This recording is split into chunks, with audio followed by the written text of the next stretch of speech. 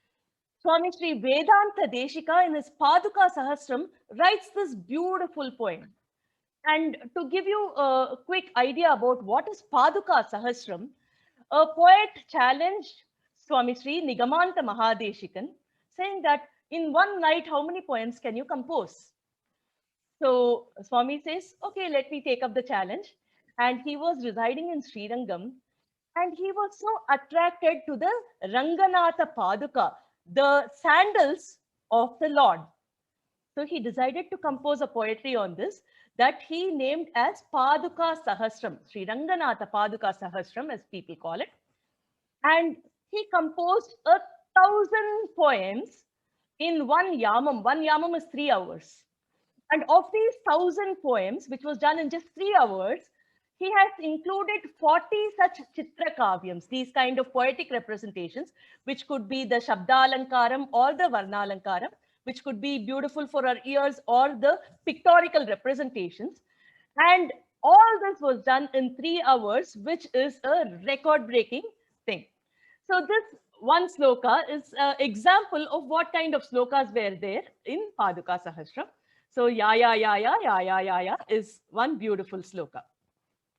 So going ahead with the slokas. Now look at this sloka. This is a very, very interesting sloka.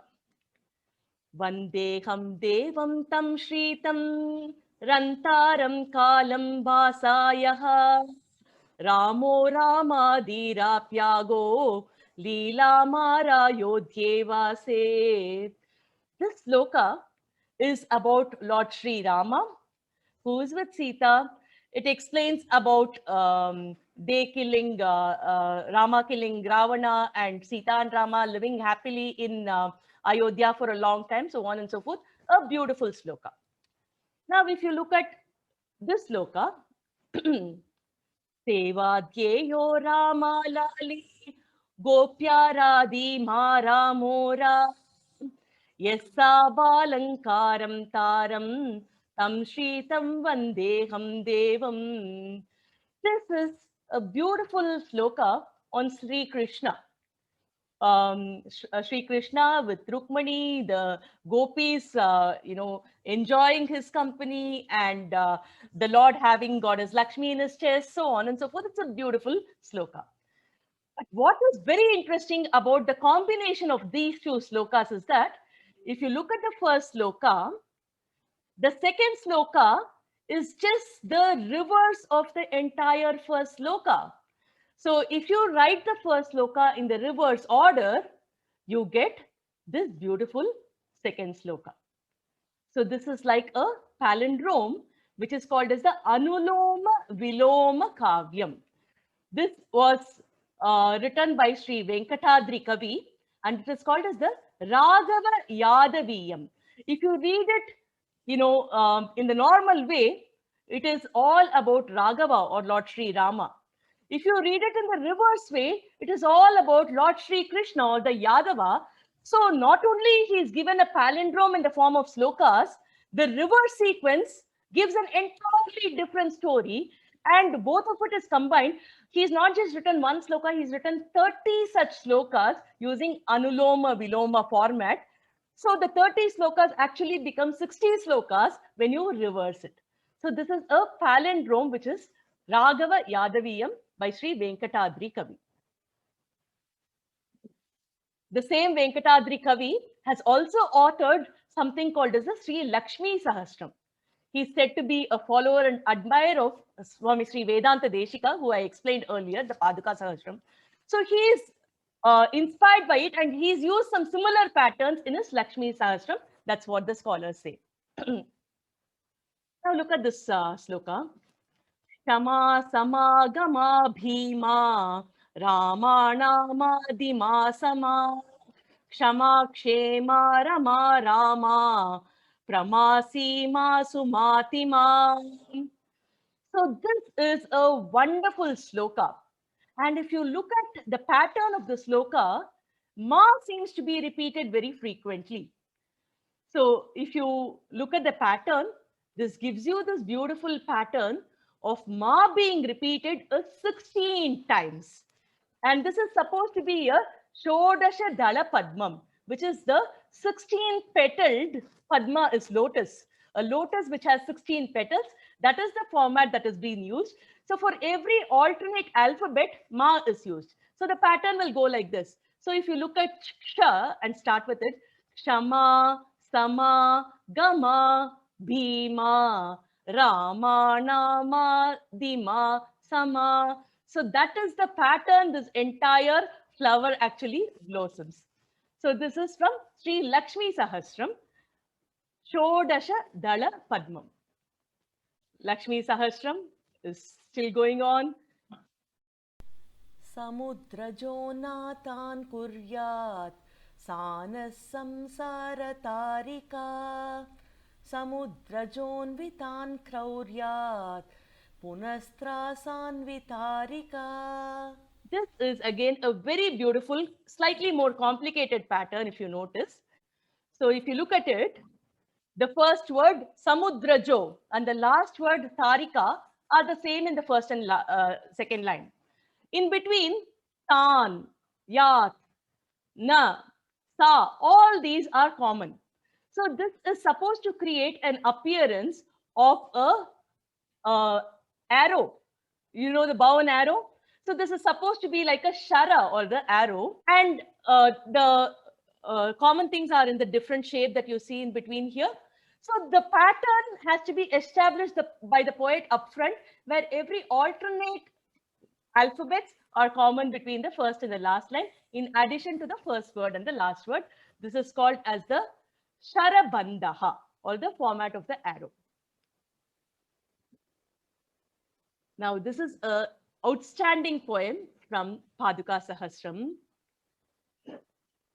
The sloka reads as Sa bhupa ramapara stavibhu pasti saparata Tarapasa kripa dushti purapa rama paduka.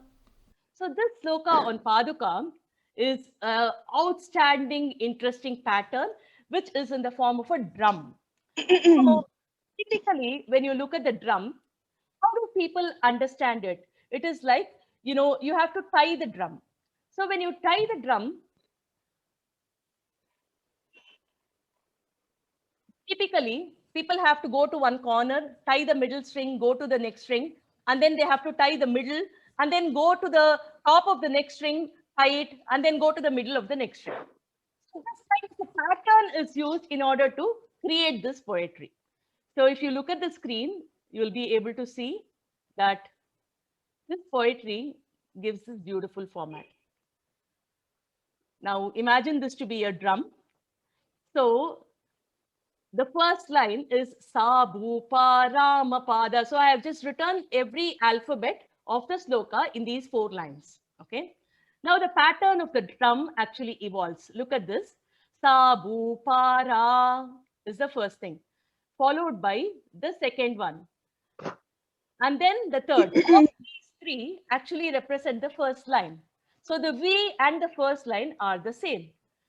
Similarly, the second line I said we have to tie the inner bows in the drum. So it will start with Vibhupasti Saparata.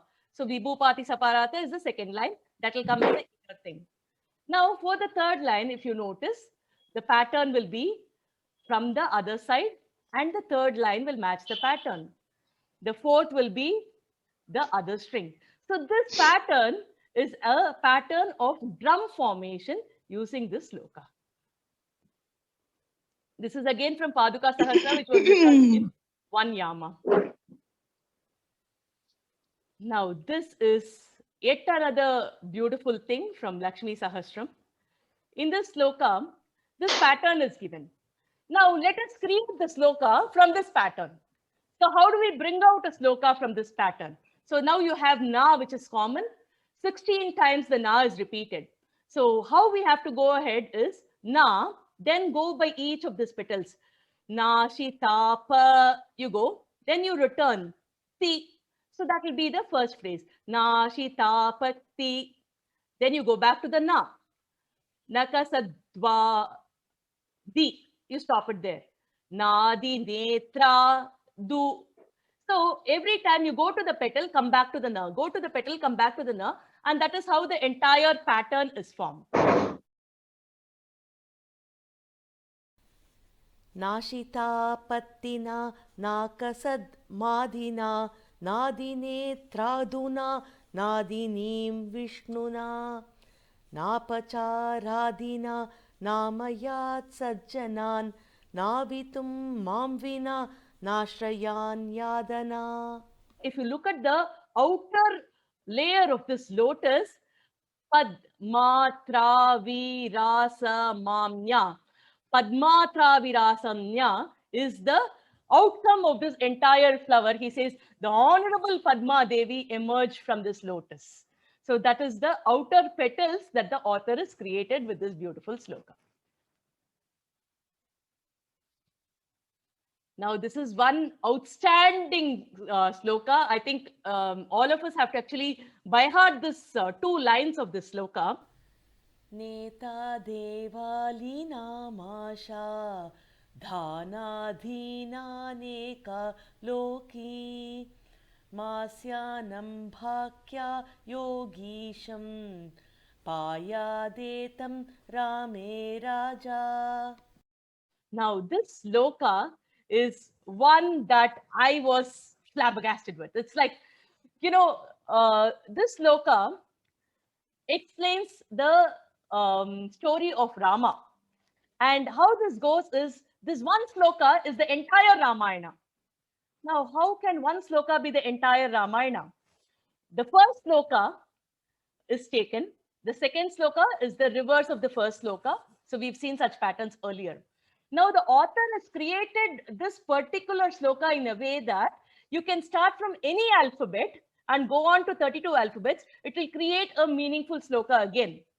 So you can go to the 3rd alphabet and go on to 34 alphabets. It will create another meaningful sloka. The reverse of that will again create a meaningful sloka. So from one verse, he's created 32 different verses. And by reversing it, another 32 verses. So 64 verses are created from just one verse. And he's called it as a Kankana Ramayanam. Kankana means bangle. So Kankana Ramayanam basically says that you can start anywhere, go anywhere. It will give a beautiful, meaningful incident from the life story of Lord Sri Rama. So Kankana Ramayanam is the concept of this entire Ramayana. It is authored by a poet by Sri Krishnamurti. So these 2 phrases can be written. I've just given some examples below. It can be written from anywhere, starting from anywhere and ending in the appropriate 32nd digit.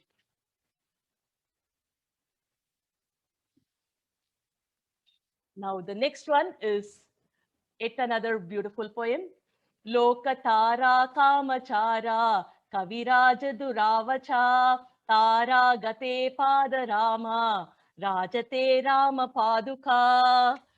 So this is a sloka from Paduka Sahasram, where the Swami Sri Desika says that the sandals of Lord Rama brings the Lord himself to our doorstep.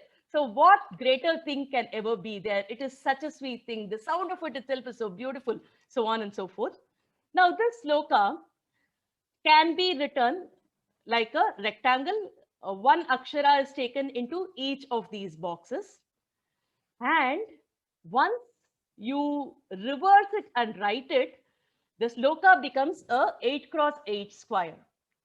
Now, what is amazing in this is the pattern that evolves. If you look at this sloka, Lokatara Kamatara, the first line matches the inverted last line. The reverse of the last line and the first line match. So it's like a palindrome here. Again, not just that, horizontally you read it, it gives the same phrase. You read it from bottom to top, gives the same phrase. And this is not just for the first part of the sloka. The same pattern is repeated for any part that you take, any pada that you take. Kaviraja. Again, reverse of the second line is the same thing. Kaviraja Duravacha. Again, the reverse of the last but one line is the same. So you take this pattern, repeat it anywhere, it gives you the same outcome.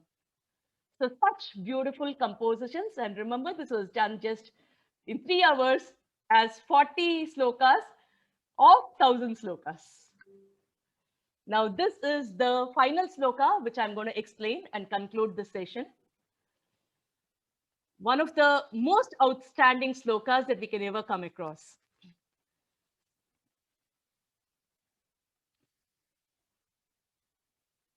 Just follow me here. Viragasam sadarhadya vihata katatamata satpaduke sarasama rangaraja padam naya. So this is the first sloka. Now, if you look at the first sloka, you can write it in the box as we've been seeing till now. So this is like a chessboard, black and white. We write the different aksharas of the sloka in a 8x4 matrix. Okay. So now once we've completed, the second sloka actually comes. And this has a beautiful meaning of worshipping the Paduka. All of us know that. Now, this is called as a Gati Chitram. Gati Chitram means a poetry which moves. Now, how can a poetry actually move? This poetry, which is known as a Gati Chitram, is called as a move of the knight in a chessboard. Now, Chaturangam was the original name of the chess, which was invented in India. So, Chaturanga Turanga. Turanga means the knight or the horse's move. So, horse always moves in the L-shaped pattern. This sloka is supposed to be set in such a way that the knight actually moves to all the locations in the chessboard, not touching any place for the second time. It moves by just touching the locations once. In fact, this was a great problem, which is called as the knight move problem, which was discussed in the West. And people came out with the thoughts like, how can we solve a knight's move problem? Is there a solution for knight's move problem? And I think in the 18th century, Leonard Euler came out with his solution of the chess knight move. Swami Sri Vedanta Deshika lived in the 12th century. Okay. So in the 12th century, he's not only given a solution for the knight's move, he's put it in the form of a sloka, that to a Gati Chitram, a movable poetry. And that is the final thing that we'll be seeing here. So look at this beautiful pattern that gets evolved. Now, this is the 929th sloka of Paduka Sahasram. And in the 930th sloka, he uses the same form of poetry, the same words of the previous sloka, the 929th sloka have been used, but he rephrases the words like an anagram. You know, he uses the same words, but just changes the locations. Now, what happens is, Sita, in the second sloka, Ta becomes the second location, which means we should move from Si to Ta.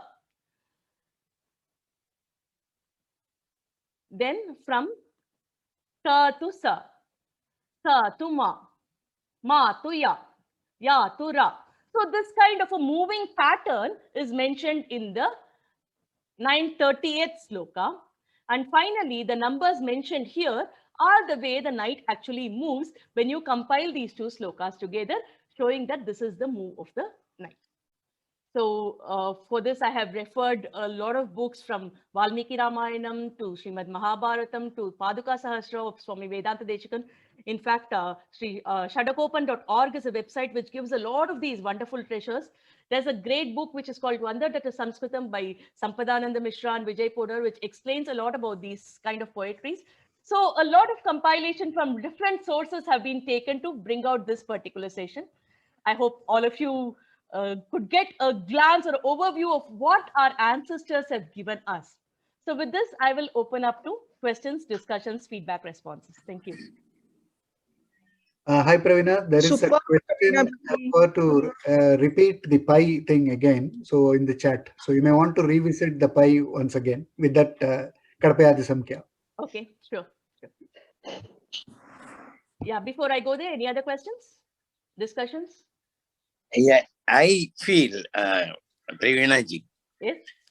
this is so mind-boggling that you have just to touch the tip of the iceberg, and then it is we who have to go with each of these sloka and then understand the concepts. Yes. Oh God, it is such a... I just can't imagine the working of the minds of those creators, great creators. 100%. And then it is, you have touched all the things, and then I do not know how you brought all these things to us, and then thank you very much. We just to touch the periphery of your knowledge, and then so nice, so nice. Thank you. Thank you so much, Shri. So just to touch on the pi value again. So you have this sloka called Gopi Bhagya Madhuvrata Shringi Shodadi Sangika. So if you notice, let's just take the first 3 words for me to explain. Ga, Pa and Ba are there. So a Katapayadi Sankhya is applied to this. What we mean by Katapayadi is every alphabet or every consonant is given a value in Sanskritam. So Ka means 1, Kha means 2, Ga means 3, Ra means 2, Va means 4, so on and so forth. So Gopi, Ga means 3, Ba here would mean 4, Gopi, Pa means 1, so on and so forth is there, right?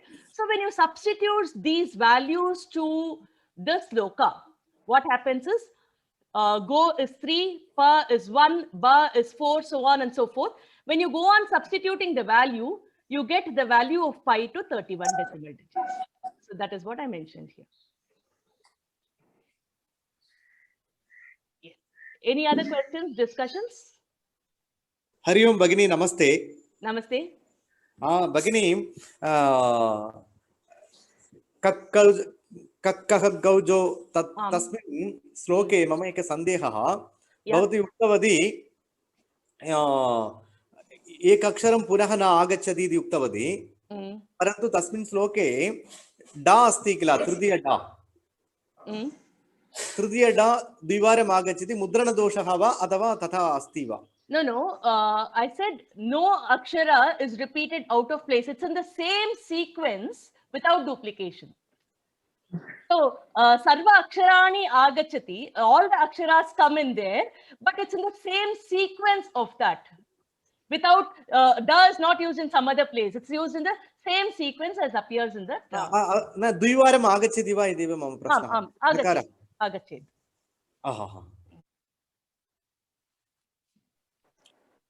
It has been so mind-boggling, Pravina Bhagini, that we don't have any questions to ask. Yes, this knowledge is so, it's like this knowledge is like, it's so vast. We all know, but I don't think so. At least I had never read, I had never, so it is like, it's so much of learning.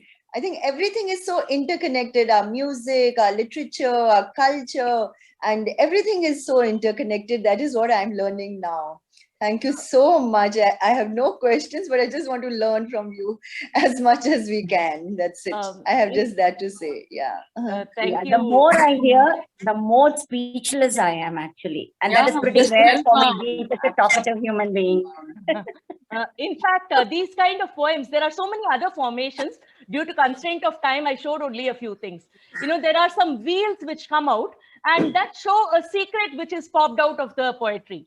So those kind of chitras and all have happened. A lot of different combinations can be seen from the poetry. Pravina Bhagini, it's like you've opened a door and shown us a little bit. Now we are greedy. Yes. We need far more. Besides amazing Sanskrit, Pravina, besides amazing Sanskrit, I learned that I always thought Asha and speechless were oxymorons, but it's not true anymore. Bhagini, can we find a book on this? Book?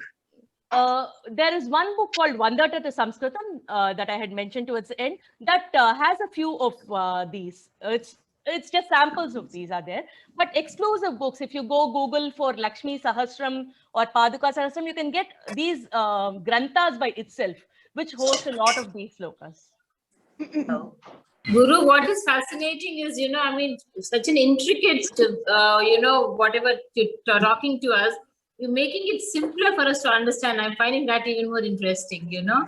So we are able to grasp some of it because of the way you're explaining. Yeah, very true, Neena. Very, very Thank you true. so much, Neena. Really, yeah, really. Thank you so much, Neena. Madam, you have done a good job.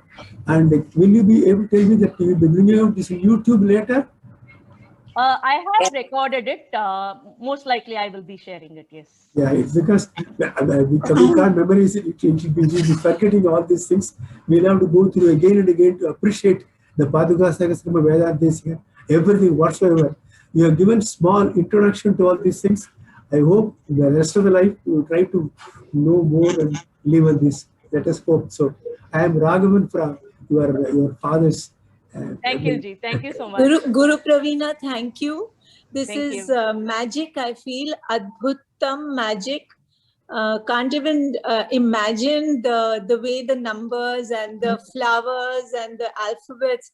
I mean, I'm just going, I have no words. It's like really magic for me, I feel. Haven't ever imagined a Sanskrit language was like this. And thank you so much. Thank you, Neena, for introducing me to this. Thank you so much. Thank you, Kavita Bhagini. Thank you so much.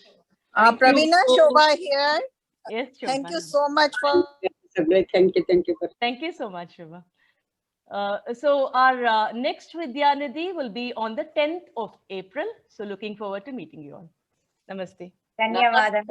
Dhanyavadah. Namaskara. Dhanyavadah. Dhanyavadah. Dhanyavadah.